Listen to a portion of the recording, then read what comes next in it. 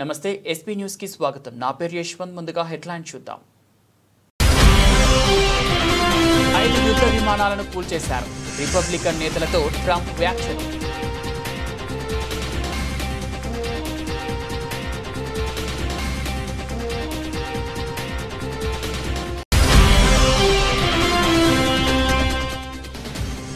వచ్చే వారం యూకే పర్యటనకు మోదీ.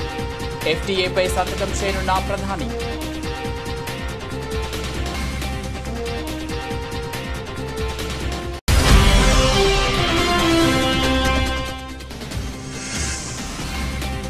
వీసా సంక్షోభం. అమెరికాలో భారీగా తగ్గిన భారతీయ విద్యార్థుల సంఖ్య.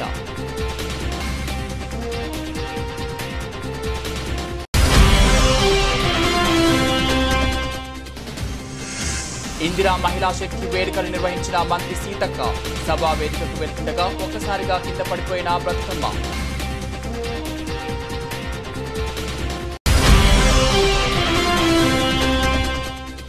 ఎంపీగా గెలిపిస్తే పాలమూరు ప్రాంతానికి ద్రోహం చేశారన్న ముఖ్యమంత్రి. 10 ఏళ్ల పాలనలో పాలమూరు ప్రాంతానికి ఏమీ చేయలేదని విమర్శ.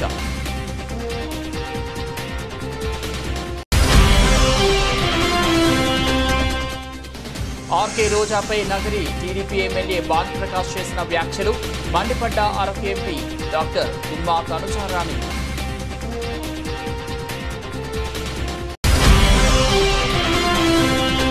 మల్కాజ్గిరిలో పిచ్చి కుక్కలు బాగా పెరిగాయి.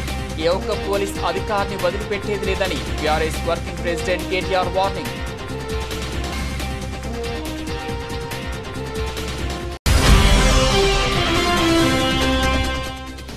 ముదురుతున్న ఈటెల వర్సెస్ బండి సంజయ్ వివాదం. బండి సంజయ్ మీద తీవ్ర స్థాయిలో విరుచుకుపడ్డ ఈటెల రాజేందర్.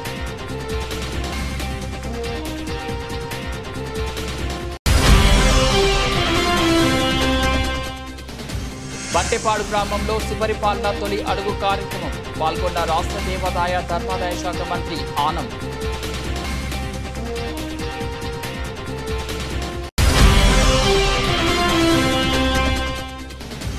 ప్రభుత్వం చెల్లించాల్సిన బకాయిలను తక్షణమే విడుదల చేయాలి. ఎస్ఎఫ్ఐ రాష్ట్ర ఉపాధ్యక్షుడు ధనియాలకుల శ్రీకాంత్ వర్మ డిమాండ్. ట్రంప్ ఎవరిని ఉద్దేశించి ఆ వ్యాఖ్యలు చేశారో స్పష్టంగా తెలియదు. కానీ ఆపరేషన్ సింధూర్ సమయంలో ఈ ఘటన జరిగి ఉంటుందన్న ఉద్దేశం పరోక్షంగా వ్యక్తమవుతుంది. ఏప్రిల్ 22వ తేదీన పహల్గామ్లో ఉగ్రదాడి తర్వాత మే 7వ తేదీన ఆపరేషన్ సింధూర్ చేపట్టిన విషయం తెలిసిందే. ఆ తర్వాత 2 దేశాల మధ్య అతి తీవ్ర ఉద్రిక్తత పరిస్థితులు నెలకొన్నాయి. భారత్కు చెందిన 5 యుద్ధ విమానాలను కూల్చివేసినట్లు పాకిస్తాన్ చెబుతోంది. దాంట్లో 3 ఫ్రెంచ్ నిర్మాత రఫేల్ ఫైటర్లతో పాటు 2 సుఖోయిలు ఉన్నట్లు పేర్కొంటుంది. భారతీయ పైలట్లను కూడా పట్టుకున్నట్లు పాకిస్తాన్ చెబుతున్నా దానికి సంబంధించిన ఆధారాలను మాత్రం ఆ దేశం బహిర్గతం చేయలేదు. యుద్ధ విమానాల కూల్చివేత అంశంలో భారత్ తొలుత ఎటువంటి వ్యాఖ్యలు చేయలేదు. కానీ ఇటీవల త్రివిధ దళాల అధిపతి అనిల్ చౌహాన్ మాత్రం కొన్ని వ్యాఖ్యలు చేశారు. భారతీయ వైమానిక దళానికి చెందిన యుద్ధ విమానాలను కోల్పోయినట్లు ఆయన పేర్కొన్నారు. కానీ పాకిస్తాన్ చెబుతున్నట్లు 6 విమానాలను కోల్పోలేదన్నారు. అయితే సంఖ్యను మాత్రం ఆయన కూడా వెల్లడించలేదు. సంఖ్య ముఖ్యం కాదు అని, ఎందుకు ఎలా వాటిని కూల్చేశారు, ఆ తర్వాత ఎలా తిప్పికొట్టామన్న అంశాన్ని ఆలోచించాలన్నారు. And these were serious you had India, Pakistan, that was going, and in fact planes were being shot out of there. 4 or 5, but I think 5 jets were shot down actually. And Lindsay, that was getting worse and worse, wasn't it? That was looking like it was going to go. These are 2 serious nuclear countries, and they were hitting each other. You know, it seems like a new form of warfare. You saw it recently when you look at what we did in Iran, where we knocked out their nuclear capability, totally knocked out. That's going to be gone for a long time. But there seems to be a hit and then another hit, a hit and another hit. It's a different thing. But India and Pakistan were going at it, and they were back and forth, and it was getting bigger and bigger, and we got it solved through trade. We said, you guys want to make a trade deal? We're not making a trade deal if you're going to be throwing around weapons and maybe nuclear weapons, both. రెండు దేశాల పర్యటనలో భాగంగా ప్రధాని మోదీ వచ్చే వారం UK వెళ్లనున్నారు. July 23 నుంచి 26 వరకు United కింగ్డమ్తో పాటు మాల్దీవుల్లో మోదీ పర్యటిస్తారు. ఇందులో భాగంగా జూలై 23, 24 తేదీల్లో యూకే వెళ్తారు. ఈ సందర్భంగా ఇరు దేశాల మధ్య కుదిరిన స్వేచ్ఛ వాణిజ్య ఒప్పందంపై సంతకం చేయనున్నారు. అదేవిధంగా రక్షణ, భద్రతా రంగాల్లో ద్వైపాక్షిక సంబంధాలను విస్తరించేందుకు యూకే ప్రధాని కీర్ స్మారన్తో పాటు చర్చలు జరపనున్నారు. 3 ఏళ్ల చర్చల ఫలితంగా గత మే నెలలో భారత్, యూకేల మధ్య స్వేచ్ఛ వాణిజ్య ఒప్పందం కుదిరింది. దీని ద్వారా యూకేలో భారతీయ వస్తువులకు మార్కెట్ పెరగనుంది. అలాగే ఇండియాలో బ్రిటిష్ కంపెనీల ఉత్పత్తులు, సేవల లభ్యత అధికం కానుంది. FTA వల్ల రెండు దేశాల ఉద్యోగాలు, అభివృద్ధి రేటు, ఎగుమతులు పెరుగుతాయి. ఈ ఒప్పందంతో భారత్ నుంచి యూకేకు ఎగుమతి అయ్యే వివిధ రకాల సరుకుల్లో 99% వాటిపై సుంకాలు రద్దవుతాయి. ఇక యూకే నుంచి భారత్ దిగుమతి చేసుకునే విస్కీ, కాటా వంటి 90% ఉత్పత్తులపై సుంకాలు తగ్గనున్నాయి. యూకే పర్యటన అనంతరం ప్రధాని మోదీ మాల్దీవులకు చేరుకోనున్నారు. జూలై 25, 26 తేదీల్లో ఆ దేశంలో పర్యటించనున్నారు. 60వ జాతీయ దినోత్సవ వేడుకలకు ముఖ్య అతిథిగా హాజరవుతారు. మాల్దీవుల అధ్యక్షుడు మొహమ్మద్ మొయిజ్ను భారత్ పట్ల అనుసరించిన వ్యతిరేక వైఖరి కారణంగా గతేడాది ఇరు దేశాల మధ్య సంబంధాలు దెబ్బతిన్న విషయం తెలిసిందే.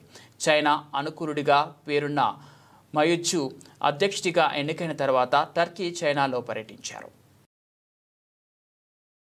ఉన్నత విద్య కోసం అమెరికా విశ్వవిద్యాలయాలకు వెళ్లే భారతీయ విద్యార్థుల సంఖ్య భారీగా తగ్గుతోంది. దీనికి కారణం విద్యార్థి వీసాల విషయంలో డొనాల్డ్ ట్రంప్ ప్రభుత్వం అనుసరిస్తున్న కఠిన విధానాలే అని విశ్లేషకులు చెబుతున్నారు. ఈ మేరకు హైదరాబాద్లోని విద్యా సలహాదారులు అవుట్బాండ్ ట్రాఫిక్ 70% తగ్గిందని గుర్తించారు. వీసా అపాయింట్మెంట్ స్లాట్లలో కొనసాగుతున్న ఫ్రీ వీసా తిరస్కరణ రేట్లలో ఆకస్మిక పెరుగుదల కారణంగా ఈ తగ్గుదల ఏర్పడిందని తెలిపారు. సాధారణంగా ఈ సమయానికి చాలామంది విద్యార్థులు తమ వీసా ఇంటర్వ్యూలను పూర్తి చేసుకొని విమాన ప్రయాణానికి సిద్ధమవుతుంటారు. ఏడాది మేము ఇప్పటికే స్లాట్ తెరవబడుతుందని ఆశతో ప్రతిరోజు పోర్టల్ను రిఫ్రెష్ చేస్తున్నాం. గత కొన్నేళ్లుగా ఇలాంటి పరిస్థితి చూడలేదు అని హైదరాబాద్ ఓవర్సీస్ కన్సల్టెంట్ నుంచి సంజీవ్ రాయ్ టైమ్స్ ఆఫ్ ఇండియాతో అన్నారు. వీసా స్లాట్లను దశల వారీగా విడుదల చేస్తామని అమెరికా అధికారులు హామీ ఇచ్చారు. అయితే ఈ విషయంలో ఇప్పటివరకు చాలా అస్పష్టత ఉంది. దీనివల్ల విద్యార్థులు ఆందోళన చెందుతున్నారు. అంతేకాకుండా స్లాట్లను బుక్ చేసుకోగలిగిన విద్యార్థులు కన్ఫర్మేషన్ పొందలేకపోయారని విండో ఓవర్సీస్ ఎడ్యుకేషనల్ కన్సల్టెన్సీకి చెందిన అంకిత్ జైన్ అన్నారు. ఫలితంగా విద్యార్థులు విద్య కోసం ఇతర దేశాలను అన్వేషిస్తున్నారని ఆయన పేర్కొన్నారు. నేను నిజంగా వేచి ఉండలేకపోయాను.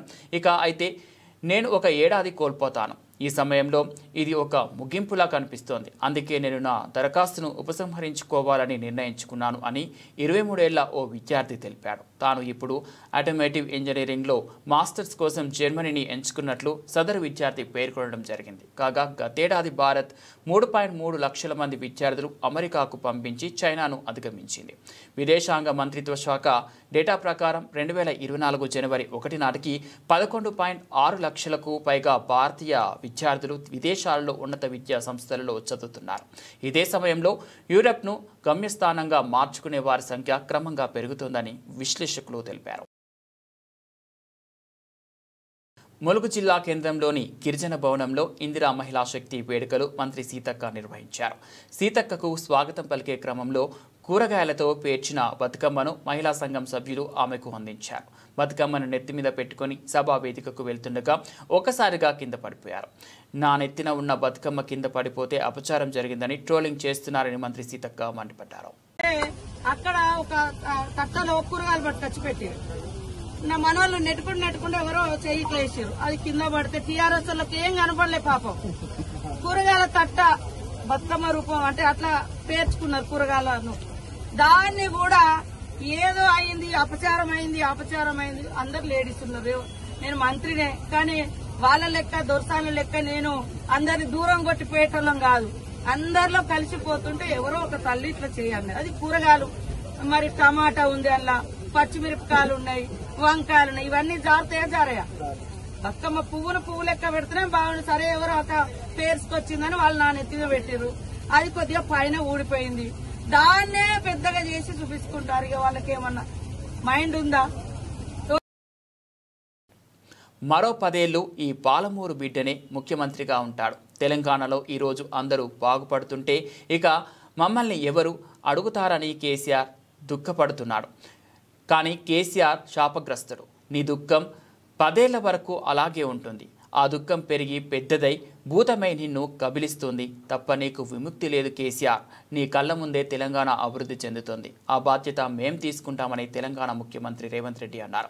నాగర్ కర్నూలు జిల్లా కొల్లాపూర్ మండలం చటుప్రోలులో యంగ్ ఇండియా ఇంటిగ్రేటెడ్ రెసిడెన్షియల్ పాఠశాలకు ఆయన శంకుస్థాపన చేశారు. ఈ సందర్భంగా ఆయన మాట్లాడుతూ పాలమూరు ప్రజలు కేసీఆర్ను అక్కున చేర్చుకొని ఎంపీగా గెలిపిస్తే ఆయన ఈ ప్రాంతానికి ద్రోహం చేశారని ఆగ్రహం వ్యక్తం చేశారు.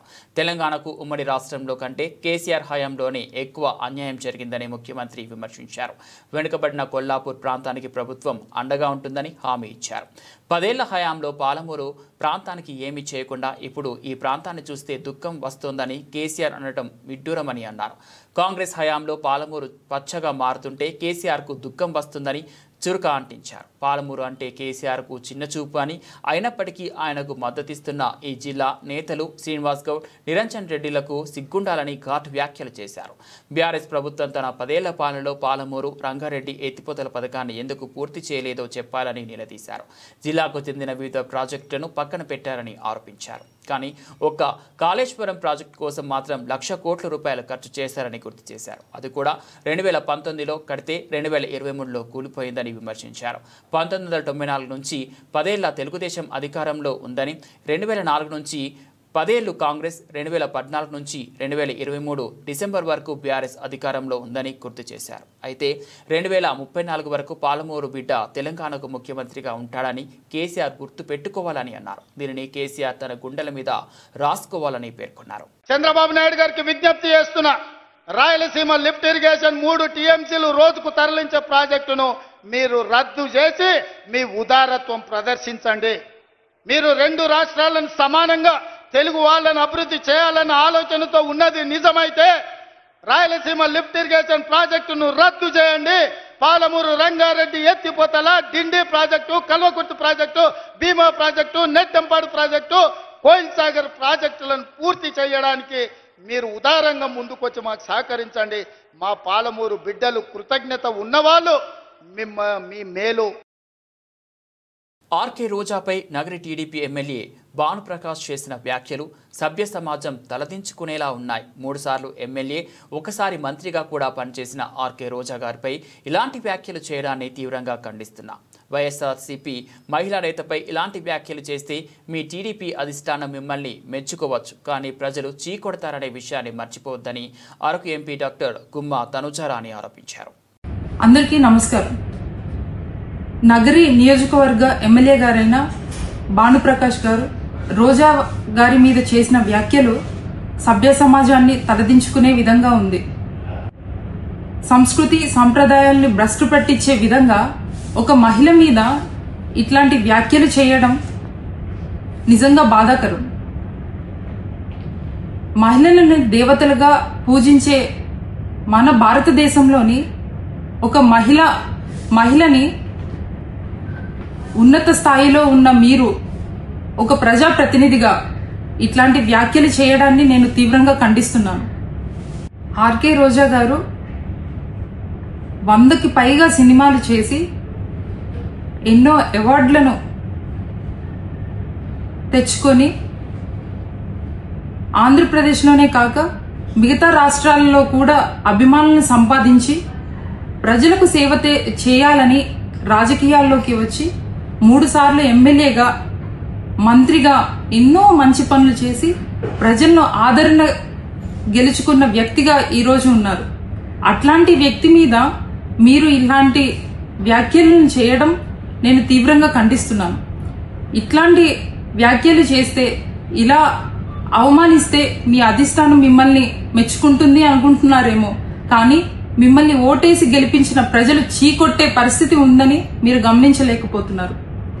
తక్షణమే మీకు మహిళల అంటే ఏమాత్రమైన గౌరవం ఉంటే ఈరోజు మీరు రోజా గారి మీద చేసిన వ్యాఖ్యలను వెనక్కి తీసుకొని మల్కాజ్గిరిలో పిచ్చి కుక్కలు బాగా పెరిగాయి. మెడ మీద తలకాయ ఉన్న ఎవడైనా మల్కాజ్గిరి చౌరస్తాలో గూండాలను తీసుకొచ్చి గంటసేపు ట్రాఫిక్ జామ్ చేసి బస్తీ మే సవాల్ అంటూ చిల్లర రాజకీయం చేస్తాడా? మా ఎమ్మెల్యేలను అరెస్ట్ చేయడం, మా నాయకులను హౌస్ అరెస్ట్ చేయడం తప్ప కాంగ్రెస్ గుండాలను నియంత్రించే దమ్ము పోలీసులకు లేదా? అధికారం ఎవడి అబ్బ సొత్తు కాదు, శాశ్వతం కాదు. మళ్ళీ మా టైం వస్తుంది. ఇవాళ కాంగ్రెస్ పార్టీకి కట్టు బానిసల్లా పనిచేస్తున్న అధికారులను రేపు మళ్ళీ మా ప్రభుత్వం వచ్చాక ఏం చేయాలో రాసి పెట్టుకుంటాం, ఖచ్చితంగా చేసి చూపెడతామని హెచ్చరిస్తున్నా. అధికార పార్టీకి తొత్తులుగా కట్టు బానిసల్లాగా ఏకపక్షంగా పనిచేస్తున్న ఏ ఒక్క పోలీస్ అధికారిని వదిలిపెట్టేది లేదని BRS working president KTR warning ఇచ్చారు. నిజంగానే నిన్న మొన్న ఎవరు అంటే నేను నమ్మలేదు. హైదరాబాద్ లో పిచ్చి కుక్కలు విరిగిపోయినాయి, కానీ ముఖ్యంగా మల్కాజ్గిరిలో పిచ్చి కుక్కలు బాగా విరిగినట్టున్నాయి. లేకపోతే ఎవడన్నా మెడ మీద తలకాయనోడు గంట సేపు వచ్చి మల్కాజ్గిరి చివరస్తాల గుండగాలను వేసుకొచ్చి గంట సేపు ఇక్కడ ట్రాఫిక్ జామ్ చేస్తూ నేను ఇక్కడికి వచ్చినా నువ్వు రా అని చెప్పి బస్తీ మీద సవాల్ అని చెప్పి చిల్లర రాజకీయం చేస్తుంటే ఏం చేస్తున్నది పోలీస్ యంత్రాంగం అని నేను అడుగుతున్నా. మా ఎమ్మెల్యేలను అరెస్ట్ చేసుడు కాదు, మా నాయకులను హౌస్ అరెస్ట్ చేసుడు కాదు, ఏం చేస్తున్నారు మీరు ఈ గుండాగాళ్లకు నియంత్రించడానికి నేను అడుగుతా ఉన్నా. ఇలా ఒకటే మాట నేను అనేది, అసలు ఏమి అధికారం ఉన్నది కాంగ్రెస్ పార్టీ నాయకులకు మల్కాజ్గిరిలో? ఇవాళ ఇక్కడ ఎమ్మెల్యే గారు బీఆర్ఎస్ పార్టీ నుంచి ఉన్నారు, గౌరవ కార్పొరేటర్లు ఉన్నారు, సబితా అనిల్ కిషోర్ గాని, మా సోదరి విజయశాంతి శ్రీనివాస్ రెడ్డి గాని, మా వాళ్ళందరూ ఉన్నారు. వాళ్ళందరూ ఏ ప్రోగ్రాంకి పోయినారు? దేవుడికి గుళ్లకు చెక్కులు ఇచ్చే కార్యక్రమానికి పోతే అది కూడా కావాల్సుకొని మీ అడ్డాల పెట్టుకొని ఆడ వీరికి పందలైన మీ అనుచరులను పెట్టి గుండగాలను పెట్టి మా వాళ్ళ మీద దాడి చేయించి ఏం చేయదలుచుకున్నారని నేను అడుగుతా ఉన్న కాంగ్రెస్ పార్టీ నాయకులను, ఈ చిల్లర గుండగాలను. ఒకటి గుర్తు పెట్టుకోండి, అధికారం ఎవడి అబ్బసొత్తు కాదు, అధికారం ఎవడికి శాశ్వతం కాదు. మళ్ళా మా టైం వస్తుంది. ఇవాళ కట్టు బానిసల్లాగా పనిచేస్తున్న అధికారులు ఎవరైతున్నారో నేను వాళ్ళకి చెప్తున్నా, ఇలా రాసి పెట్టుకోండి. రేపు మళ్ళా మా ప్రభుత్వం వచ్చినాక మిమ్మల్ని ఒక్కొక్కరిని ఏం చేయాలో రాసి పెట్టుకుంటున్నాం, చేసి చూపెడతామని చెప్పి కూడా నేను విజ్ఞప్తి చేస్తా ఉన్నా. మీరు కట్టు బానిసల్లాగా పనిచేసి ఇవాళ మా రాము యాదవ్ మీద 1 కాదు 2 కాదు 7 ఎఫ్ఐఆర్లు చేసిండ్రు. జగదీష్ గౌడ్ మీద చేసిండ్రు, చిన్న యాదవ్ మీద చేసిండ్రు, మా సబితమ్మ మీద, మా కార్పొరేటర్ గారి మీద దాడి చేసి ఇవాళ వారిని కూడా గాయపరిచింది. ఇదేనా రాజకీయం? ఇదేనా హైదరాబాద్ ప్రజలు కోరుకున్నది మీ నుంచి?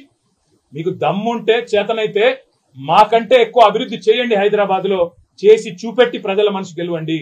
అంతేగాని గుండగాల లెక్క మల్కాజ్గిరి చివరస్తాలో కూర్చుంటాం, వచ్చినాం ఇక రా నువ్వు కూడా అని బస్తీ మీద సవాలని చిల్లర రాజకీయం చేస్తే హైదరాబాద్ ప్రజలు ఎన్నటికీ కూడా హర్షించరు. అందులో ముఖ్యంగా మల్కాజ్గిరి చాలా మంది విద్యాధికులు, విద్యావంతులు దేశంలోని వివిధ ప్రాంతాల నుంచి ఇక్కడికి వచ్చి ఉద్యోగాల కోసం, మిలిటరీలో పనిచేయడం కోసం, ఇంకా వేరే మరి పరిశ్రమల్లో పనిచేయడం కోసం ఇక్కడ వచ్చి స్థిరపడ్డ వాళ్ళు. రేపు నా మనుషులే సర్పంచ్గా, వార్డు మెంబర్లుగా ఉంటారు. ఈటెల వర్గానికి టికెట్లు ఇవ్వను అని బండి సంజయ్ చేసిన వ్యాఖ్యలకు కౌంటర్ ఇచ్చిన ఈటెల రాజేందర్.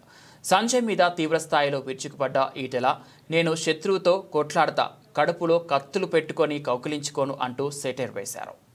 రేపటి గెలుపుకు సంకేతం ఇచ్చే అడ్డ ఇలా షామిర్పేట అడ్డ. దాన్ని పట్టుకొని వాడు సైకోనా, శాడిస్టా, వాడు మనిషా, పశువా, వాడు ఏ పార్టీలో ఉన్నాడు, వాడు ఎవరి అండతో ఆ ధైర్యం చేస్తున్నాడు, వాడిని నేర్చుకోవాలి. కానీ బీ కేర్ఫుల్ కొడుక, బీ కేర్ఫుల్. మేము శత్రువుతో కొట్లాడతాం, కానీ కడుపుల కత్తులు పెట్టుకొని కావలించుకునే సంస్కృతి మా రక్తం లేదు కొడుక, నా రక్తం లేదు. ఇవాళ మీరు ఎవడెవడు సోషల్ మీడియాలో పెడుతున్నారో, ఏమేమి రెచ్చగొడుతున్నారో, ఏమేమి చేస్తున్నారో మొత్తం పైకి పంపించే ప్రయత్నం చేస్తా. నేను అనుకుంటున్నా సంస్కారం ఉందని, సభ్యత ఉందని ఇట్లాంటి వాటిని అరికడతానని చెప్పి భావిస్తున్నా. అరికట్టకపోతే నష్టపోయేది ఎవరో అర్థం చేసుకోండి. మీరు నష్టం మాకు కాదు, మాకు ఏం తక్కువ ఉంది? అసలు మీరు ఎవరు? అసలు నీ శక్తి ఏంది, నీ యుక్తి ఏంది, నీ చరిత్ర ఏంది, మా చరిత్ర ఏందిరా? 2002లో వచ్చిన నా జిల్లాకి, 2002లో వచ్చిన జిల్లాకి 2 సార్లు నేను జిల్లా పార్టీ అధ్యక్షుడిగా పనిచేసిన, నేను 2 సార్లు జిల్లా మంత్రిగా పనిచేసిన. నేను నా అడుగు పడని గ్రామాలు లేవు కరీంనగర్ జిల్లాలో. ఉమ్మడి కరీంనగర్ జిల్లాలో నా అడుగులు పడని గ్రామాలు లేవు. ఉమ్మడి కరీంనగర్ జిల్లాలో నేను కరీంనగర్లో ఉంటే పొద్దున ఉదయం పొయ్యి ముట్టిస్తే రాత్రి 12 గంటలకు కూడా ఆ పొయ్యి ఆరిపోయేది కాదు. ఒక్క హుజరాబాదు, ఒక కమలాపూర్ వచ్చిన వాళ్ళు కాదు బిడ్డ, మొత్తం కరీంనగర్ జిల్లా మొత్తం వచ్చేది. పక్క పంటున్న జిల్లాలు కూడా అప్పుడప్పుడు వచ్చిపోయేది. ఇవాళ నేను 2 సార్లు 40 ఫ్లోర్ లేదని చెప్తున్నా అంటే నాకు తెలియని జిల్లా ఉంటుందా? నేను పోని మండలం ఉంటుందా? నేను మాట్లాడినటువంటి జాతులు ఉంటాయా? మీకు మా చరిత్ర తక్కువ తెలుసుకోడుకా మీకు? మంత్రి ఇంటింటికి తిరుగుతూ అందించిన సంక్షేమ పథకాలను వివరిస్తూ అందించబోవు సంక్షేమ పథకాలు తెలియపరుస్తూ ముందుకు సాగారు. ఈ సందర్భంగా మంత్రి ఆనం మాట్లాడుతూ ఆత్మకూరు నియోజకవర్గ పరిధిలో 85,000 ఇళ్లుంటే ఇప్పటికీ 75,000 ఇళ్లకు వెళ్లి సంక్షేమ పథకాల వివరాలను ప్రజలకు వివరించామని తెలిపారు. సూపర్ 6లో భాగంగా పెన్షన్లు, ఉచిత 3 గ్యాస్ సిలిండర్లు, తల్లికి వందన పథకం, 13,000 ఎంతమంది పిల్లలు ఉంటే అంతమందికి అందించనున్నామని, త్వరలో మిగిలిన సంక్షేమ పథకాలు కూడా అందించేందుకు రాష్ట్ర ముఖ్యమంత్రి ప్రణాళికలు సిద్ధం చేస్తున్నారని స్పష్టం చేశారు. ఆత్మకూరు ఇంజనీరింగ్ కాలేజీలో వచ్చే నెల 1-2 తేదీల్లో భారీ జాబ్ మేళా నిర్వహిస్తున్నామని, అర్హత ఉన్న ప్రతి అభ్యర్థి ఈ అవకాశాన్ని సద్వినియోగం చేసుకోవాలని కోరారు. సంవత్సరం రోజుల క్రితం ఆనాడు వచ్చినటువంటి ఎన్నికల్లో ఈ రాష్ట్రంలో గడిచిన 5 సంవత్సరాల్లో ఒక ప్రభుత్వం, ఒక నాయకుడు పరిపాలన సాగింది. అది ఏ విధంగా ఉన్నింది, ఎలా ఉన్నింది, దానివల్ల లాభ నష్టాలు ఏంటి అనేది మనం చెప్పేటువంటి ప్రతి మాటలో మీకు అర్థమవుతూ వస్తుంది. అందుకనే ఈనాడు గ్రామాన ఇంటింటా తిరిగి సుపరిపాలన తొలి అడుగు కార్యక్రమాన్ని నిర్వహిస్తూ ఉన్నాం. ఈ నిర్వహించేదానికి రాష్ట్ర స్థాయిలో ఒక చంద్రబాబు నాయుడు గారు, లేకుంటే ఒక లోకేష్ గారు, లేకుంటే ఈ జిల్లాలో ఒక రామనారాయణ రెడ్డి గారు జరిగేది కాదు. ప్రతి ఇల్లు చూడాలి అని అంటే ఒక్క మన నియోజకవర్గంలోనే 82,000 ఇళ్ళు ఉన్నాయి. 28 రోజుల్లో 82,000 ఇళ్ళు కలిసి వాళ్ళ అభిప్రాయాలు తీసుకోవాలని అంటే అందులో మన పార్టీ వాళ్ళు ఉన్నారు.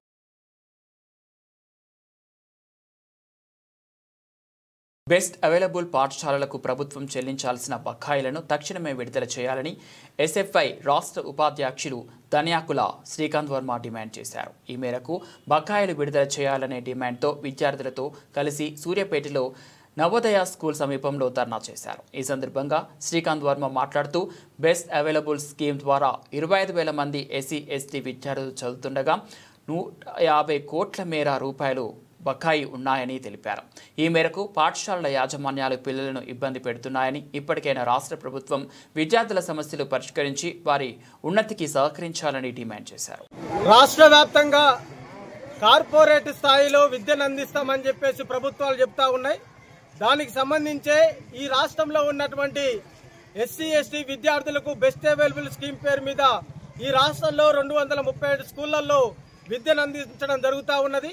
237 స్కూళ్లలో పేద బడుగు బలహీన వర్గాలకు చెందినటువంటి ఎస్సీ ఎస్టీ విద్యార్థులు వేలాది మంది చదువుతూ ఉన్నారు. వీరికి రావాల్సినటువంటి 150 కోట్ల రూపాయల వాళ్ళ బకాయిలు, స్కాలర్షిప్స్, నిధులు ఇంతవరకు కూడా ఈ రాష్ట్ర ప్రభుత్వం విడుదల చేయనటువంటి పరిస్థితి ఉన్నది.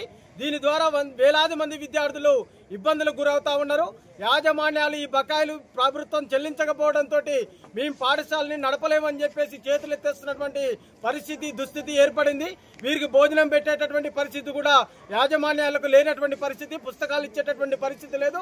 ఈ విద్యార్థులు ప్రభుత్వం ఇచ్చేటటువంటి సహకారంతో చదువుకోవాల్సినటువంటి విద్యార్థులు వందలాది వేలాది రూపాయలు ఫీజులు చెల్లించి చదువుకోవాల్సినటువంటి పరిస్థితి కూడా ఏర్పడింది.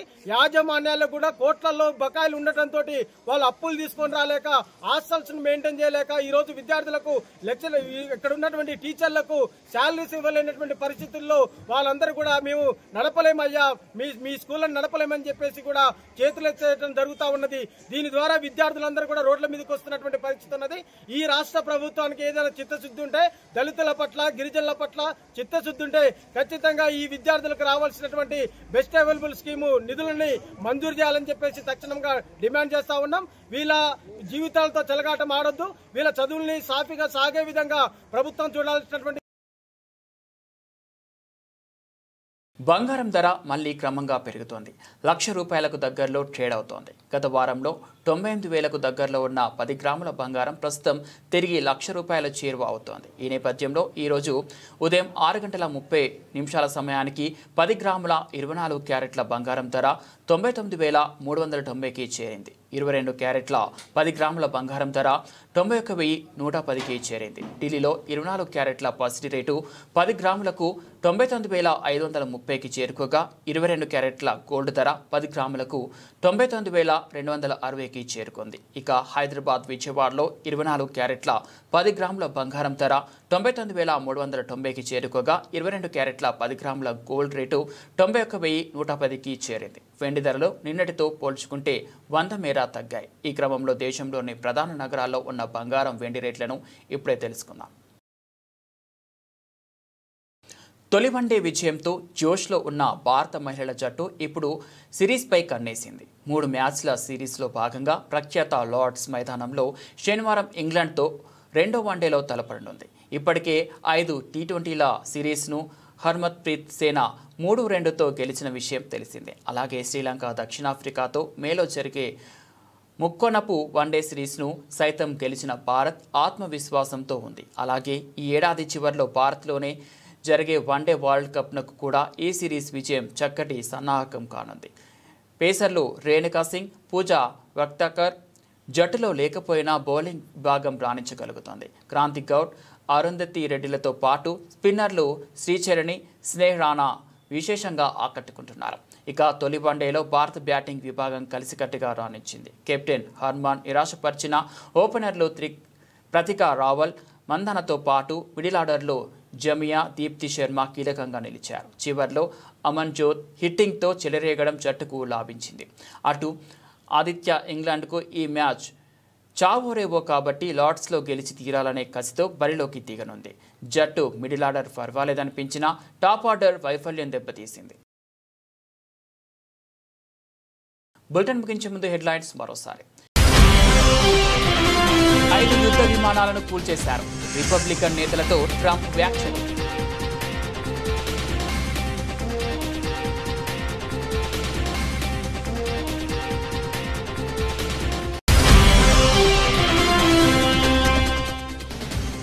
వచ్చే వారం యూకే పర్యటనకు మోదీ. ఎఫ్టీఏపై సంతకం చేయనున్న ప్రధాని.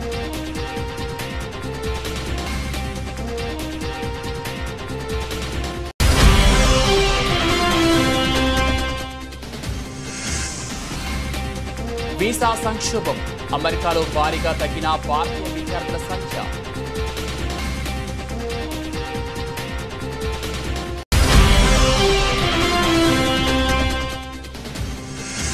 ఇందిరా మహిళా శక్తి వేడుకలు నిర్వహించిన మంత్రి సీతక్క.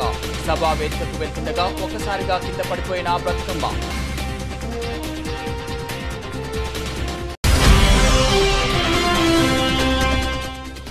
ఎంపీగా గెలిపిస్తే పాలమూరు ప్రాంతానికి ద్రోహం చేశారన్న ముఖ్యమంత్రి.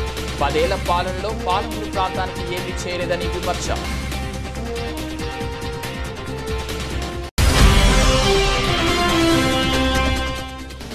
ఆర్కే రోజాపై నగరి టీడీపీ ఎమ్మెల్యే భానుప్రకాష్ చేసిన వ్యాఖ్యలు మండిపడ్డ అరకు ఎంపీ డాక్టర్ ఉమ్మా కనుచారాణి.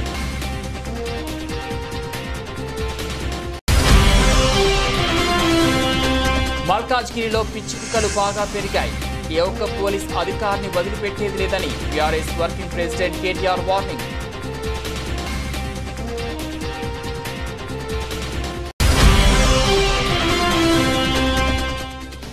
ముదురుతున్న ఈటెల వర్సెస్ బండి సంజయ్ వివాదం. బండి సంజయ్ మీద తీవ్ర స్థాయిలో విరుచుకుపడ్డ ఈటెల రాజేందర్.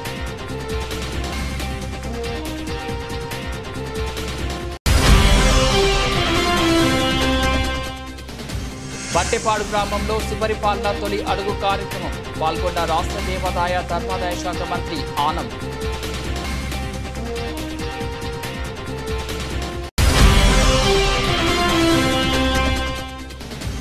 ప్రభుత్వం చెల్లించాల్సిన బకాయిలను తక్షణమే విడుదల చేయాలి. ఎస్ఎఫ్ఐ రాష్ట్ర ఉపాధ్యక్షులు ధనియాలకుల శ్రీకాంత్ వర్మ డిమాండ్. ఇవి బులెటిన్ అప్డేట్స్. మరో బులెటిన్లో మళ్ళీ కలుద్దాం.